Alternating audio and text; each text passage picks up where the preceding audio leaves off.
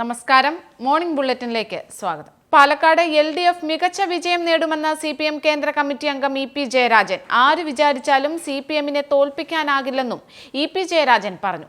ജയരാജന്റെ ആത്മകഥാ വിവാദം ഉപതെരഞ്ഞെടുപ്പിന് ശേഷം CPM പരിശോധിച്ചേക്കുമെന്നാണ് വിവരം.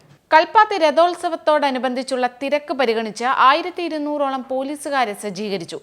ASP അശ്വതി ജിജിയുടെ നേതൃത്വത്തിൽ ഗതാഗത നിയന്ത്രണവും പാർക്കിംഗ് സൗകര്യവും ഏർപ്പെടുത്തിയിട്ടുണ്ട്. കേരളത്തിൽ എലിപ്പനി പടർന്നു പിടിക്കുന്ന സാഹചര്യം അതീവ ഗൗരവമേറിയതെന്ന ആരോഗ്യ വിദഗ്ധർ. ഒരു മാസത്തിനിടെ മാത്രം 8 പേരാണ് എലിപ്പനി ബാധിച്ച് മരിച്ചത്. മാറി മാറി മഴ പെയ്യുന്ന സാഹചര്യത്തിൽ ഡെങ്കിപ്പനി കൂടാനിടയുണ്ടെന്നും പൊതുജനങ്ങൾ ജാഗ്രത പാലിക്കണമെന്നും ആരോഗ്യവകുപ്പ് മുന്നറിയിപ്പ് നൽകി.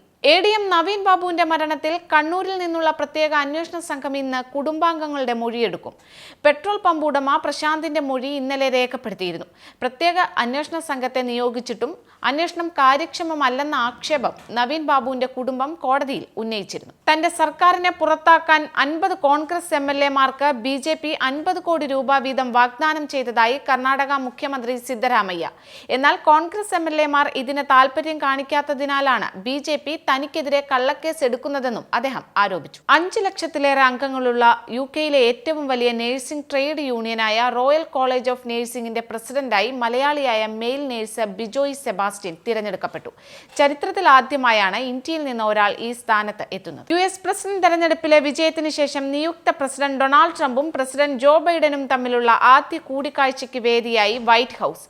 ജനുവരിയിൽ സുഗമമായ അധികാര കൈമാറ്റം ഇരുവരും വാഗ്ദാനം ചെയ്തു. അടുത്ത അനുയായികളെ പ്രഖ്യാപിച്ച അമേരിക്കയിലെ നിയുക്ത പ്രസിഡന്റ് ഡൊണാൾഡ് ട്രംപ് പുതിയ വിദേശകാര്യ സെക്രട്ടറിയെയും നാഷണൽ ഇന്റലിജൻസ് ഡയറക്ടറെയുമാണ് തിരഞ്ഞെടുത്തത്. മാർക്കോ റൂബിയോ പുതിയ വിദേശകാര്യ സെക്രട്ടറിയാകും. ഫ്ലോറിഡയിൽ നിന്നുള്ള US സെനറ്ററാണ് റൂബിയോ. ഈ പദവിയിലെത്തുന്ന ആദ്യ ലാറ്റിനോ വംശജൻ കൂടിയാണ് അദ്ദേഹം. US ജനപ്രതിനിധി സഭ മുൻ അംഗമായ തുൾസി ഗബാർഡിനെ നാഷണൽ ഇന്റലിജൻസ് ഡയറക്ടറാക്കുമെന്ന് നിയുക്ത പ്രസിഡന്റ് ഡൊണാൾഡ് ട്രംപ് പ്രഖ്യാപിച്ചു. ട്രംപിന്റെ ഏറ്റവും അടുത്ത ആളുകളിൽ ഒരാളായ തുൾസി നേരത്തെ ഡെമോക്രാറ്റിക് പാർട്ടി നേതാവായിരുന്നു. രഞ്ജി ട്രോഫി ക്രിക്കറ്റിൽ കേരള-ഹരിയാന മത്സരത്തിന്റെ 2ാം ദിനത്തിലെ മത്സരം വെളിച്ചക്കുറവ് മൂലം വൈകി. ആദ്യ ദിനം ടോസ് നഷ്ടമായി ആദ്യം ബാറ്റിംഗിനിറങ്ങിയ കേരളം 2 വിക്കറ്റ് നഷ്ടത്തിൽ 138 റൺസ് എന്ന നിലയിലാണ് ക്രീസ് വിട്ടത്. മോർണിംഗ് ബുള്ളറ്റിൻ പൂർണ്ണമാവുന്നു. നന്ദി.